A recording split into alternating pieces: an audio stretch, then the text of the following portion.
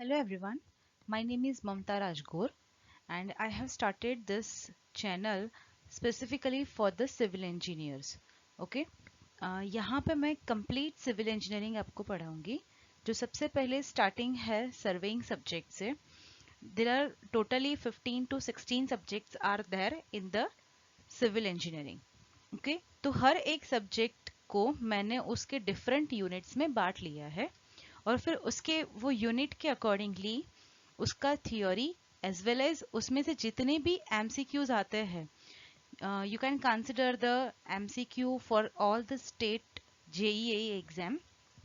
Okay, तो ये एक टॉपिक को लेके उसका थियोरी एंड देन उसका एमसीक्यू हम वन बाय वन सॉल्व करते जाएंगे. So that this is the very effective method through that we can understand any of the topic, right? So let's start with the very easiest subject, surveying. अगर हम specifically GPSC exam के बारे में बात करें तो वहाँ पे सर्वेइंग में आप इजीली मार्क्स गेन कर सकते हो. ये एक ऐसा सब्जेक्ट है जिसमें बहुत ही इजी क्वेश्चंस आते हैं. ठीक है, जो दो तरीके के क्वेश्चंस जीपीएससी में आते हैं. एक है जिसमें कैलकुलेशन होता है और वो टाइमिंग मतलब टाइम कंज्यूमिंग प्रोसेस है वो, और एक ऐसे क्वेश्चन है जो आप देखते ही कर लेते हो. तो वो जो देखने ही वाले क्वेश्चंस है वो आपको ये पर्टिकुलर सब्जेक्ट में से मिल जाएंगे. और अगर जैसे जैसे आप ये यूनिट को अटेम्प्ट करते हो वैसे वैसे आपका कॉन्फिडेंस बिल्टअप होता है, right? So that's why theory and the MCQ explanation. This is the correct way for the teaching process, teaching learning process. Okay, so let's start with the session.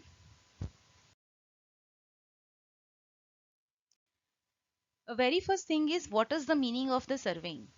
ये particular जो channel है इसके लिए ही मैंने यहाँ startup किया हुआ है ताकि जो भी कोई स्टूडेंट है जो बैचलर कर रहा है वो भी यहाँ से पढ़ सकता है, एज वेल एज जिनका स्पेसिफिक गोल है कि उनको जेई और एई एग्जाम्स के रिलेटेड ही पढ़ना है तो वो भी यहाँ पे पढ़ सकता है.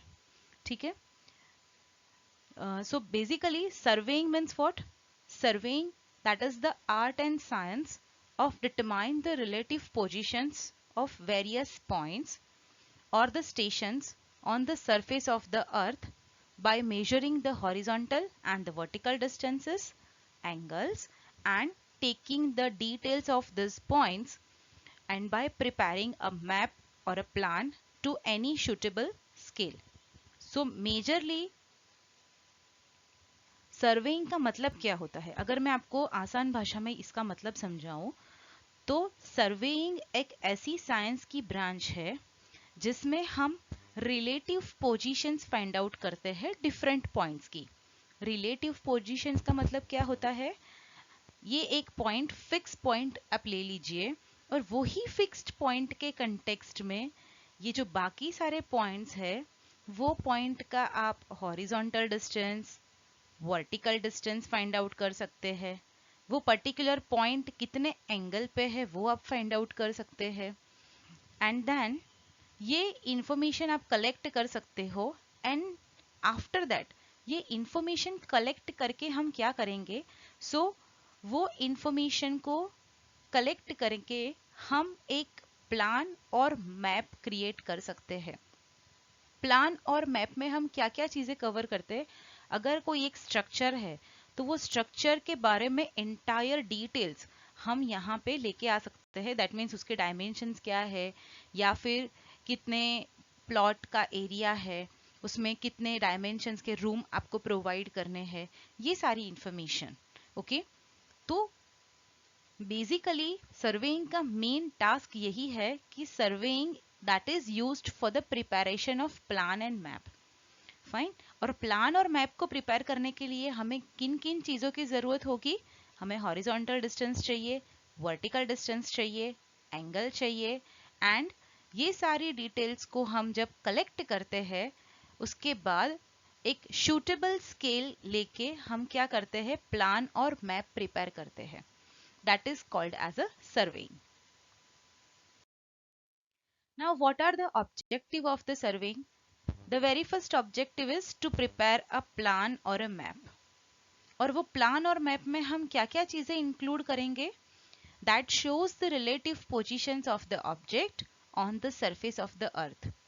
अर्थ सरफेस के ऊपर जितने भी ऑब्जेक्ट्स आप कंसिडर करना चाहते हो, सपोज ये एक एरिया है, ये एरिया में आपने जितने भी ऑब्जेक्ट्स को कवर करना है, वो सारे ऑब्जेक्ट को आप कोई एक पर्टिकुलर पॉइंट से क्या कर रहे हो, वो सारे पॉइंट्स का आप लोकेशन बता रहे हो, ठीक है। एंड उसकी सारी इंफॉर्मेशन को कलेक्ट करके आप प्लान और मैप क्रिएट कर रहे हो। सो this is the first objective of the surveying, to prepare the plan or a map.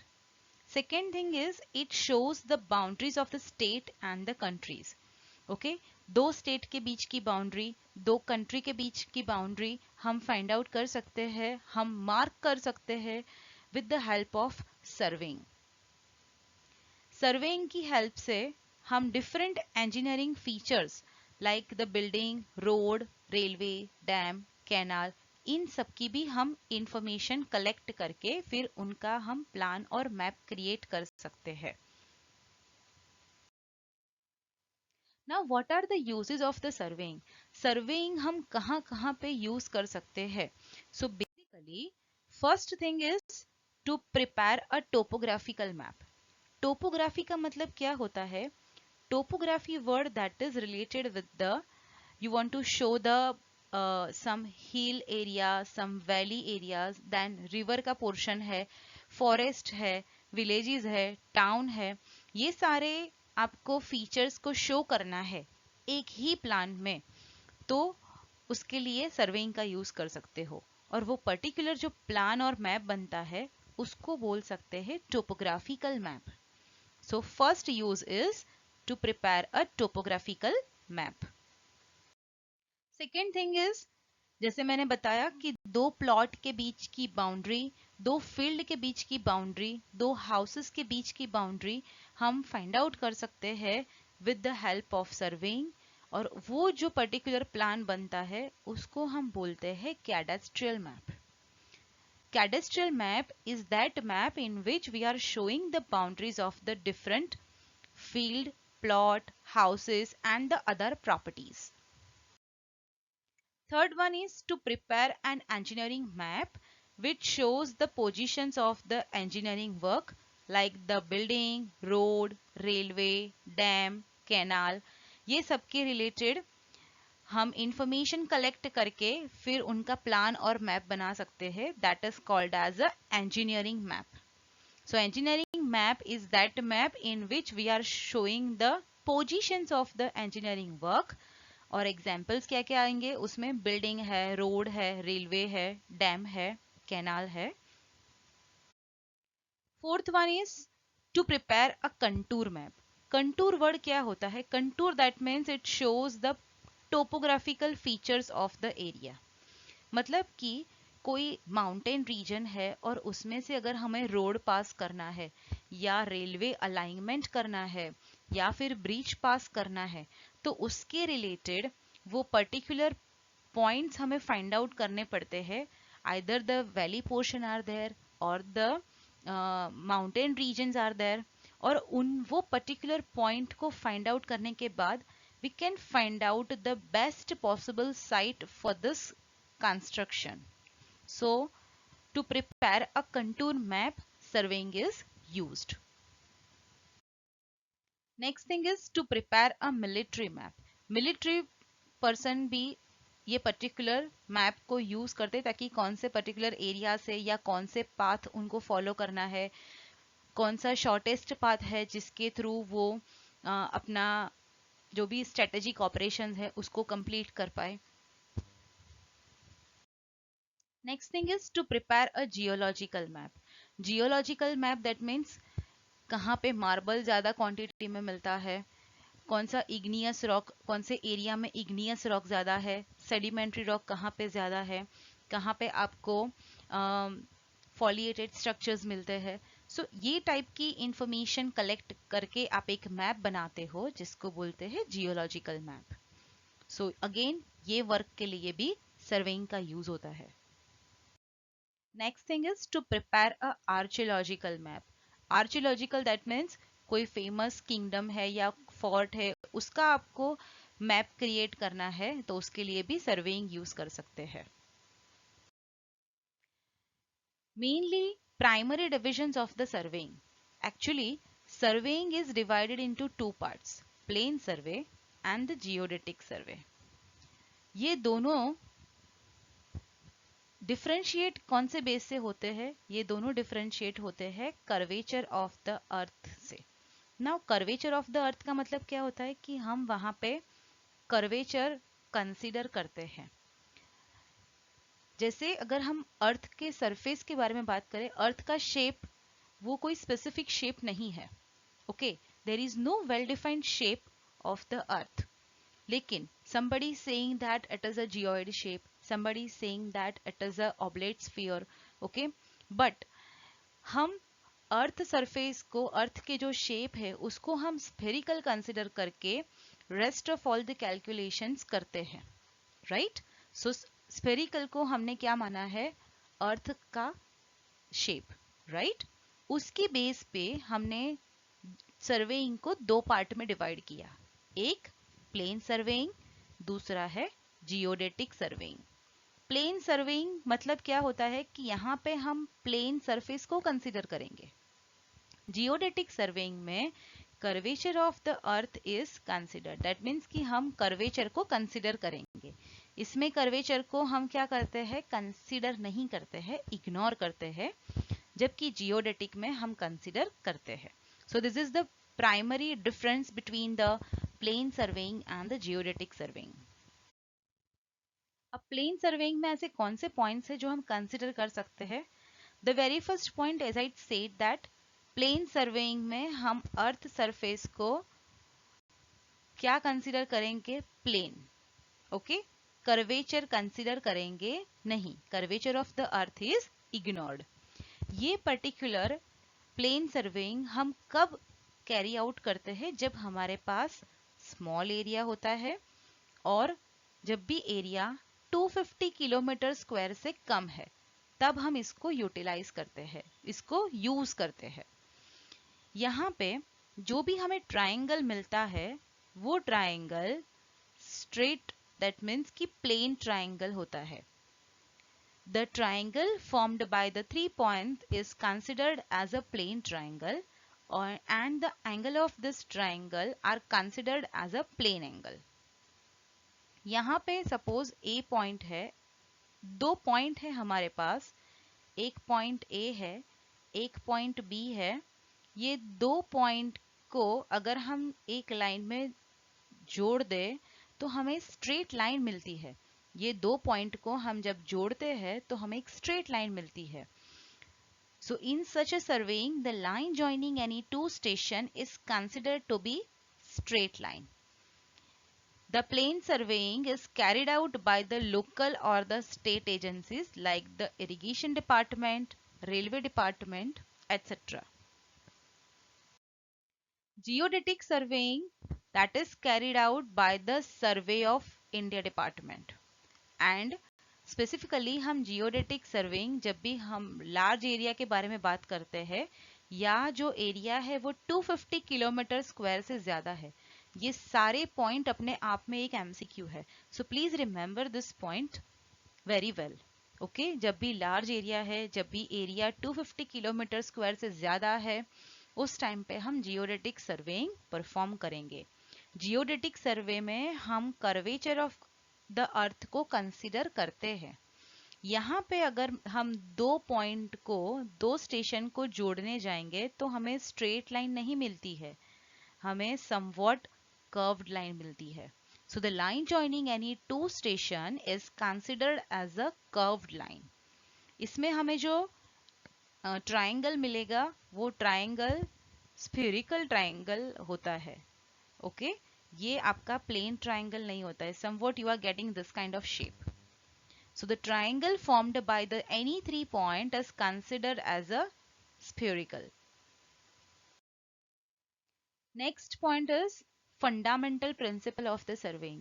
Actually surveying कौन से principle पे work करता है? First principle always work from whole to the part. Whole to the part का मतलब क्या होता है, कोई भी एक एरिया है आपके पास, वो एरिया को आप क्या करो, छोटे छोटे पार्ट में डिवाइड कर दो। You are dividing the entire area into number of triangle shape. Okay, अब इस ये क्यों करना चाहिए, ये इसके लिए करते हैं ताकि कोई भी एरर पर्टिकुलर एक पोर्शन में आ रही है, उसकी इफेक्ट दूसरे कोई भी एरिया पे ना आए। This is the only reason behind it. Suppose यहाँ पे कुछ भी एरर आ रही है, तो इसका इफेक्ट आपको वापस से सर्वे नहीं करना है, सिर्फ ये पर्टिकुलर एरिया पे ही आप क्या करो, वर्क करो, और आप उसको करेक्ट कर सकते हो। ठीक है, so this is the first principle. ये वर्ड बहुत इंपॉर्टेंट है, please remember it. We are always working from whole to the part. Part से होल में नहीं जाते हैं। पार्ट टू होल का मतलब क्या होता है, छोटे से बड़ा, ये नहीं करते। बड़ा पोर्शन है उसको हम छोटे छोटे पार्ट में डिवाइड करते हैं। Next is to locate a new station by at least two measurements are required from a fixed reference point। कोई भी एक नए पॉइंट को मार्क करना है तो आपके पास दो मिनिमम मेजरमेंट्स होने चाहिए, फिक्स्ड रेफरेंस होने चाहिए। फिक्स्ड पॉइंट मतलब कि वो पोजीशन फिक्स हो, वो मूवेबल ना हो। Okay, this is the first principle. As I said that according to the first principle, the whole survey area is first enclosed by the main station। ये जो यहाँ पे कैपिटल लेटर्स लिखे हुए हैं, that is the location of the main station. ये main station का location है। मेन स्टेशन मतलब क्या होता है कि आपका जो भी एरिया है उसमें आपने क्या किया है, नंबर ऑफ डिफरेंट जगह पे आप जो पॉइंट है उसको मार्क कर दिया है। अब ये पॉइंट को मार्क भी कैसे करना है, all the point must be intervisible to each other. Okay, सारे पॉइंट इंटरविजिबल होने चाहिए। ठीक है, after that you are just inserting a ranging rod at every of the corner and then आप उसको नाम दे सकते हो according to the alphabet, right. Then अगर ए से बी लाइन को हम जोड़ते हैं तो ये लाइन दो मेन स्टेशन को जोड़ती है, that's why this line is called as a main survey line. And then the entire area is divided into number of triangles। अब यहाँ पे जो आप डिवाइड करोगे नंबर ऑफ ट्राइंगल, वहां पे भी आपको एक ये कंडीशन है उसको फॉलो करना है। ओके, वेल कंडीशन का मतलब ये होता है कि ये जो एंगल है थीटा, वो एंगल मतलब कि कैसे ट्राइंगल में हम डिवाइड करें, तो वो जो एंगल है वो 30 से ज्यादा भी नहीं होना, 30 से कम भी नहीं होना चाहिए, 30 से कम भी नहीं होना चाहिए, और 120 डिग्री से वो एंगल ज्यादा भी नहीं होना चाहिए। सो this is the condition of the well condition triangle. ठीक है, ये कंडीशन को कंसीडर करने के बाद आपको जो भी एरिया है उसको नंबर ऑफ डिवीजन में क्या करना है, डिवाइड करना है। ठीक है, second thing is to locate a new station by at least two measurements are required. Okay, अगर आपके पास यहाँ पे ए नहीं, यहाँ पे आप पी पॉइंट को कंसिडर करो, this one is a Q point. Okay, हम हमारे पास दो पॉइंट है पी एंड क्यू, जिसकी हेल्प से हम जो नया पॉइंट है आर, उसका लोकेशन फाइंड आउट कर रहे हैं। तो कैसे कर सकते हैं, या हमारे पास पी एंड क्यू पॉइंट है तो आप वो दोनों पॉइंट को एक लाइन से जोड़ दो। उसके बाद एक बार पी से यहाँ पे आर्क लगाओ, इतना रेडियस लेके, एक बार क्यू से आर्क लगाओ, जहां पे आपको इंटरसेक्शन पॉइंट मिलेगा, that is the location of the new point R. Similarly आपके पास अगर एक लाइन है और 90 एंगल है, एक लाइन और 90 angle, so again it is also possible to mark a new station। so these are the different options through that we can mark a new station, but condition क्या है कि हमारे पास दो फिक्स पॉइंट होने चाहिए, right. Next point is classification of the surveying. First point is classification based on the instruments. ये सारे instrument है और जो पर्टिकुलर इंस्ट्रूमेंट का हम यूज करके जो सर्वे वर्क करते हैं वो सर्वे को उसी इंस्ट्रूमेंट के नाम से जाना जाता है, राइट? अगर हम चेन का यूज करके सर्वे वर्क करते हैं that is called as a chain survey. Okay, chain survey is basically applicable for the linear measurements. दो पॉइंट के बीच में हमें डिस्टेंस फाइंड आउट करना है तो हम चेन सर्वे का यूज कर सकते हैं. Compass survey. Compass survey that means here we are using the compass. Compass का मेन यूज क्या होता है? एंगल फाइंड आउट करना. ओके, तो एंगुलर मेजरमेंट के लिए हम कंपास सर्वे यूज करते हैं. Next thing is a electromagnetic distance survey. Electromagnetic distance measurements उसको हम ईडीएम भी बोलते हैं. EDM, electromagnetic distance measurement. जो भी हम स्मार्ट वॉच पहनते हैं जिसमें हम डिस्टेंस फाइंड आउट कर सकते हैं एक प्लेस से दूसरे प्लेस के बीच में. जितना हमने वॉक लिया तो हमने कितना वॉक कंसिडर किया हुआ है, कितना वॉक लिया है, वो वहां पे डिस्टेंस फाइंड आउट करके हमें शो करता है. That is one of the thing that we can called as a electromagnetic distance survey, right? जहां पे फिजिकली पॉसिबल नहीं है so through the aerial survey या फिर हम फोटोग्रामेट्रिक सर्वे कंडक्ट करते हैं जो पर्टिकुलरली रिमोट प्लेसेस के लिए हम यूज करते हैं. Then tacheometry. टेक्योमेट्री वो एक ऑप्टिकल मीन्स के बेस पे वर्क करती है. दैट मीन्स कि कोई भी एक चिमनी है या साइलो है जिसकी हाइट हमें फाइंड आउट करनी है तो वहां पे ऑब्जेक्ट को फिजिकली टच नहीं करना है फिर भी हम उसकी हाइट फाइंड आउट कर सकते हैं through the optical means. That is called as a tacheometry. दो पॉइंट के बीच में एलिवेशन फाइंड आउट करना है तो भी पॉसिबल है with the help of levelling. Theodolite is a very very versatile instrument. हम थियोडोलाइट से बहुत सारी एप्लीकेशंस वर्कआउट कर सकते हैं like angle measurement, horizontal angle, vertical angle, horizontal distance, vertical distance. Line को प्रोलॉन्ग करना है, एक्सटेंड करना है, that is also possible through the theodolite. Plane table. Plane table that means it's that kind of survey in which measurement of the reading and the plotting both the process are doing simultaneously. यहाँ पे कोई record book की जरूरत नहीं है, जैसे reading लिया तुरंत ही हम शो कर लेते हैं. That is called as a plane table survey. So the very first thing is classification based on the instrument. जिस पर्टिकुलर इंस्ट्रूमेंट से यूज करके हम जो सर्वे करते हैं उसी को उसके नाम से जाना जाता है, right? Next thing, this is the pictorial view of the chain survey. ये मैट्रिक चेन है जिसका ये जो हैंडल है वो ब्रास का बना हुआ होता है. यहाँ पे लिखा हुआ होता है कि ये पर्टिकुलर चेन 20 मीटर की है या 30 मीटर की है, राइट? ये पर्टिकुलर चेन की हेल्प से हम ऐसे सर्वे कंडक्ट कर सकते हैं. This is the pictorial view of the compass सर्वे. दो टाइप के कंपास होते हैं, prismatic compass and the surveyor compass, जिसमें यहाँ पे ग्रेजुएशंस होती है जिसके थ्रू हम क्या कर सकते हैं, रीडिंग ले सकते हैं.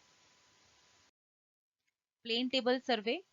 प्लेन टेबल होता है जिसके ऊपर हम शीट बिछाएंगे और फिर जो भी रीडिंग लेते हैं एट द सेम टाइम हम शीट पे प्लॉट कर देते हैं. Theodolite survey, as I said that it's a versatile instrument. बहुत सारी एप्लीकेशन हम वर्कआउट कर सकते हैं थियोडोलाइट की हेल्प से. Levelling survey, photogrammetric survey through the aerial survey. इसको हम एरियल सर्वे भी बोल सकते हैं, राइट? डिफरेंट व्यू से हम फोटोग्राफ कैप्चर करते हैं और फिर उसको वो फोटोग्राफ को कलेक्ट करके हम एक प्रोफाइल क्रिएट करते हैं. That is called as a photogrammetric survey. EDM. Now second is the classification of the surveying based on the method. Method के अकॉर्डिंगली सर्वेइंग दो पार्ट में डिवाइड होता है, क्लासीफाई होता है. Triangulation and the traversing. Triangulation ये इसके base पे चेन सर्वेइंग वर्क करता है. ओके, जब भी हम चेन सर्वेइंग करते हैं तो जो भी हमारे पास एरिया है उसको नंबर ऑफ ट्राइंगल्स में हम डिवाइड कर लेते हैं. ओके। ट्रैवर्सिंग का मतलब क्या होता है? Traversing that means here we are required the one angle and one line. One angle and one line है तो उसकी बेस से, उसकी हेल्प से हम ट्रैवर्स प्रिपेयर कर सकते हैं। This is the pictorial view of the triangulation. ये जो भी एरिया है, वो सबसे पहले एरिया जो था उसको हमने क्या किया, मेन पार्ट में डिवाइड कर दिया। So the triangle portion represent the main location of the station, main station. वो स्टेशन को ये जो लाइन कनेक्ट करती है उसको बोलते हैं main survey line. This is called as a base line. सबसे बड़ी लाइन होती है बेस लाइन, जो पूरे वर्क को, पूरे एरिया को दो पार्ट में डिवाइड कर देती है। उसके बाद this is called as a check line. Check line, जो हम वर्क करते हैं वो एक्यूरेट है या नहीं, एक्यूरेसी से वर्क करना होता है, ताकि जो हम वर्क करते हैं वो सही है या गलत, वो भी हमें चेक करना है। उसके लिए चेक लाइन होती है। देन जहां से ये मेन सर्वे लाइन से पॉसिबल नहीं होता है जो पर्टिकुलर ऑब्जेक्ट को कंसीडर करना, वहां से हम उसको भी दो पार्ट में डिवाइड कर देते हैं। ठीक है, वहां से हम टाई स्टेशन बनाते हैं और वो टाई स्टेशन को जो कनेक्ट करती है that is called as a tie line. Traversing दो टाइप के होते हैं, open traverse, close traverse. Open traverse that means the starting point A है एंड एंडिंग पॉइंट जी है, ये दोनों पॉइंट एक दूसरे से मीट नहीं कर रहे हैं, उसको बोलते हैं ओपन ट्रैवर्स। जैसे टेलीफोन की लाइन बिछाना होता है, वो एग्जाम्पल है ओपन ट्रैवर्स का। क्लोज ट्रैवर्स, जहां से आपने स्टार्टिंग किया अगेन आप वापस वहां पे ही आ सकते हो और वो क्लोज्ड बाउंड्री आपको मिलती है, that's why it's called as a closed traverse. Now classification based on the purpose. Geological features find out करना है तो उसको बोलते हैं जियोलॉजिकल सर्वे। मिलिट्री पर्पस के लिए यूज कर रहे हैं, मिलिट्री सर्वे। मिनरल वेल्थ के बारे में बात करनी है, माइन सर्वे। कोई भी आर्कियोलॉजिकल स्ट्रक्चर्स है उसको रिप्रेजेंट करना है, archaeological survey. Classification based on the nature of the field, land survey, जो हम ग्राउंड पे जितने भी पॉइंट्स है उसके रिलेटिव पोजीशंस फाइंड आउट करके हम स्ट्रक्चर्स बिल्टअप कर सकते हैं, उनको बोलते हैं लैंड सर्वे। वाटर बॉडीज के साथ रिलेटेड है, नेविगेशन पर्पस के लिए या फिर नॉटिकल माइंस को फाइंड आउट करना है, उसके रिलेटेड जो भी इंफॉर्मेशन चाहिए, मीन सी लेवल फाइंड आउट करते हैं, मीन सी लेवल को मार्क करना होता है, ये सारे वर्क हम कंसिडर करते हैं हाइड्रोलॉजिकल सर्वे में। Now next point is the plan and the map. Plan जब भी हम बात करते हैं तब हम लार्ज स्केल के बारे में बात करते हैं, दोनों ग्राफिकल रिप्रेजेंटेशन ही है, बट प्लान वो लार्ज स्केल पे ड्रॉ किया जाता है और मैप है स्मॉल स्केल पे। प्लान में इंफॉर्मेशन कम होती है, वहां पे हम स्मॉल एरिया को ही कंसिडर करते हैं, इसके लिए उसकी स्केल ज़्यादा बड़ी होती है। मैप हम कोई कंट्री को रिप्रेजेंट करते हैं या डिस्ट्रिक्ट के लिए फाइंड आउट करते हैं या कोई स्टेट के लिए पूरा मैप क्रिएट करते हैं, इसके लिए बहुत सारी इंफॉर्मेशन, बहुत सारा एरिया हम कवर करते हैं, इसके लिए जो स्केल हम यूज करते हैं वो स्केल छोटी होती है as compare to plan. Example is plan of a house, यहाँ पे एग्जाम्पल आएगा map of the Gujarat, map of the India, right. Next is a representative fraction. Representative fraction क्या होता है? ये जो भी हमने ग्राउंड के ऊपर ऑब्जेक्ट लिया, ऑब्जेक्ट प्रेजेंट था उसका डिस्टेंस लिया और जो हम शीट पे वो पॉइंट को मार्क करेंगे, ठीक है, distance of the object on the sheet divided by distance of the object on the ground, ये दोनों का रेशियो होता है जिसको हम बोलते हैं रिप्रेजेंटेटिव फ्रैक्शन। एंड इसमें कंडीशन क्या होनी चाहिए? दोनों सेम यूनिट में आने चाहिए, both the distances are in the same unit. Example है 1 सेंटीमीटर इक्वल्स टू 10 मीटर, तो यहाँ पे डिनोमिनेटर में सबसे पहले 1 लिखना है, देन 10, सो यहाँ पे 10 लिखा, मल्टीप्लाइड विद मीटर का कन्वर्जन करना है सेंटीमीटर में, सो 1 मीटर इक्वल्स टू 100 सेंटीमीटर, तो यहाँ पे हमने 100 से मल्टीप्लाई किया, so the answer is 1 divided bye 1000। Okay, ये स्मॉल कन्वर्जेशन है, दोनों के यूनिट, अब upper portion and the lower portion, that means ये पोर्शन ग्राउंड पे प्रेजेंट है, उसका हमने शीट पे 1 मार्किंग किया हुआ है। This is the meaning of this representative fraction, right. जो ग्राउंड पे 1000 है वो आपकी शीट पे 1 है, सिंपल। नेक्स्ट एग्जाम्पल, सिमिलरली 100 है और मीटर को सेंटीमीटर में कन्वर्ट किया तो 1/10⁴। अनदर एग्जाम्पल, सिमिलरली अगर इसको सॉर्ट आउट करना है तो 1 divided by 1 kilometre, that is also 1 kilometre. So 1 and kilometre का कन्वर्जन सेंटीमीटर तक चाहिए, so 1 kilometre equals to 1000 metre and then 1 meter equals to 100 centimeter. So this is the answer, right? Next one is a graphical representation of the scale. Scale हम find out scale इसके लिए prepare करते हैं ताकि जो भी area है, अगर वो पर्टिकुलर पेपर पे हम स्केल बनाते हैं ताकि वो अगर पेपर भी श्रिंक हो तो उसके अकॉर्डिंगली आपकी स्केल भी श्रिंक होती है। तो जो भी डिस्टेंसेस आपने लिए हैं, जो रीडिंग्स हमने लिए हैं, वो रीडिंग्स डिस्टर्ब ना हो, वो पर्पस के लिए हम स्केल प्रिपेयर करते हैं। Type of scale, 4 types of scales are there: plain scale, diagonal scale, chord scale and the vernier scale. Plain scale में हम, it is basically used to represent the 2 successive units, metre and centimetre या metre and decimetre find out करना है तो हम कर सकते हैं।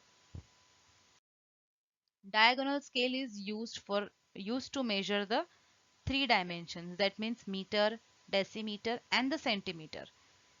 यहाँ तक अगर हमें 3 digits में dimensions measure करने हैं, then we can use the diagonal scale. Chord scale, a scale of the chord is used to measure or to set of the angles. Angles के लिए हम chord scale यूज करते हैं जब भी हमें एंगल मार्क करना होता है। It is marked either on the rectangular or on an ordinary wooden scale. Vernier scale, vernier scale, it is a very very accurate scale. Okay, जब भी हमें प्रिसाइजली रीडिंग लेनी होती है उस टाइम पे हम वर्नियर स्केल का यूज करते हैं। जब भी हम फ्रैक्शनल पार्ट को शो करना है, the main purpose of the vernier scale is to measure a fractional part of a graduated circle. Next point is mistake and error. ये दोनों के पॉइंट में क्या डिफरेंस है? मिस्टेक दैट मीन्स क्या होती है, दोनों गलतियां ही है। मिस्टेक दैट मीन्स कि हमने रीडिंग लेने में केयरलेसनेस शो किया हुआ है, हमने जजमेंट प्रॉपरली नहीं लिया है। दैट मीन्स कि अगर हम ग्राउंड पे थे, हमने जब सर्वे कर रहे थे तभी इंस्टेड ऑफ 3 मीटर अगर हमने 6 मीटर नोट डाउन कर लिया है, उसको बोलते हैं मिस्टेक। बाय मिस्टेक ये हो चुका है। और एरर दैट मीन्स ये प्रोसेस से मिस्टेक से नहीं हुआ, उसके अदर देन कोई डिस्क्रिपेंसीज क्रिएट होती है, उसको बोलते हैं error. So error equals to measured value minus true value. और करेक्शन क्या होता है, जो भी एरर आई है उसको हमें अगर करेक्टिफाई करना है तो क्या करेंगे, +15 एरर आई है तो उसको -15 आप कर दो ताकि वो नलीफाई हो जाए और आपकी एरर 0 हो जाए। ठीक है, so correction is equals to minus of error. कितने टाइप की एरर होती है? 2 टाइप की एरर होती है। सिस्टमैटिक एरर, जिसमें आप क्यूमुलेटिव एरर भी बोल सकते हो, और compensating error. Cumulative that means वो एड ऑन होती रहेगी, कंपेंसेटिंग मतलब +5 और एक साइड -4 है, so the +1 like that, right. +1 आपकी एरर आएगी। अब यही सारे टॉपिक्स के रिलेटेड जो हमने पढ़ा उसके ही बेस पे हम एमसीक्यू सॉल्व करते हैं। Surveying, what do mean by surveying? Surveying का मतलब क्या होता है? Surveying, it shows the relative positions of the object on the surface of the ground. Correct option is B. In which of the following type of survey only linear measurements are made? Linear measurements हम किस में सिर्फ consider करेंगे? That is considered in the chain survey. Option C. Which of the following classification in the surveying is based on the instrument use? Instrument का use करके हम कौन सा surveying conduct करते हैं? That is the traverse survey. Option number A. Which of the following is the first principle of the surveying? Always work from whole to the part. ये confusion create करता है. Please remember, जो भी बड़ा portion है उसको छोटे छोटे part में divide करना है. The object of the surveying is to prepare a plan or a map. Correct option is A. In which of the following type of surveying in the mean surface of the earth is considered as a plane and the spherical shape is neglected? तो ये बात हो रही है plane surveying की जिसमें हम curvature of the अर्थ को इग्नोर करते हैं और सरफेस को प्लेन मानते हैं. Which of the following doesn't involve the method of traversing? तो इसका आंसर आएगा टैक्योमेट्रिक सर्वे. Which of the following survey that deals with the bodies of the water for the purpose of navigation, water supply, harbor works? तो ये सारी चीजें consider हो रही है. किसके रिलेटेड बात हो रही है? हाइड्रोग्राफिक सर्वे के बारे में. Option number D is the correct answer. Determining the positions of the strategic importance that are called as a military survey. Option number B. Which of the following type of the survey is used for exploring the mineral wealth? That is related with the mine survey. For the construction of the highway or railway, जब भी हम railway और highway को construct करते हैं तो उसमें कौन से सेक्शंस इंपॉर्टेंट है? Cross sections are required, longitudinal sections are required. Actually both the sections are required. So option number C is the correct answer. A fixed point whose elevation is known as a reduced level. A fixed point whose elevation is known is called as a reduced level. यहाँ पे हमने जो भी theory पढ़ी उसके ही related हमने MCQ solve किए. तो यही स्ट्रेटेजी से अगर आप कोई भी कॉम्पिटिटिव एग्जाम्स के लिए प्रिपरेशन कर रहे हो या फिर कोई भी सब्जेक्ट के रिलेटेड प्रिपरेशन कर रहे हो तो आप बहुत ही अच्छे वे में सब्जेक्ट को कवर अप कर पाओगे. ताकि इसमें से कुछ भी ट्रिकी क्वेश्चंस आते हैं then you can solve it. Okay, directly अगर आप एमसीक्यू सॉल्व करने जाते हो तो उसमें क्या प्रॉब्लम आती है कि वो जो पर्टिकुलर एमसीक्यू है सिर्फ आपको उतना ही समझ में आएगा.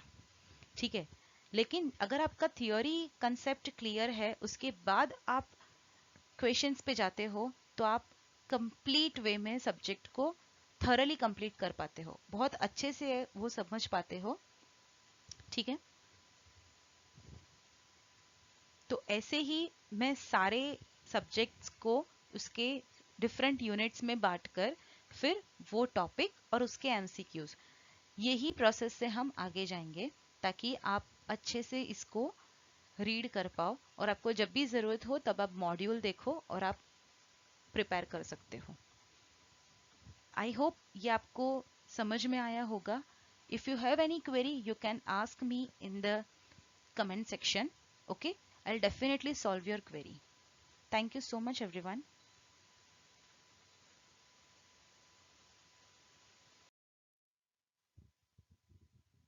Once again, thank you.